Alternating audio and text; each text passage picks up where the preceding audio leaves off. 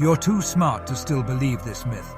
The myth that if you work hard, save a little, and follow the rules, you'll be financially secure. It won't. That idea was sold to you, to keep you obedient.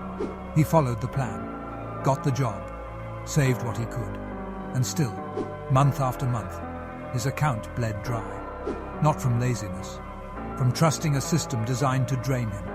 The wealthy don't fall for that. They don't trade time for money. They trade money for control.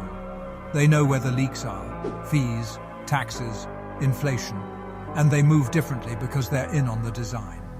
By 48, he realized he wasn't behind. He'd been set up. His income was fine. His strategy, flawed from the start. They're called financial pitfalls, hidden traps that feel normal. Bad debt, slow death savings accounts, advice meant to keep you dependent. The system isn't broken. It's working, just not for you. Want freedom?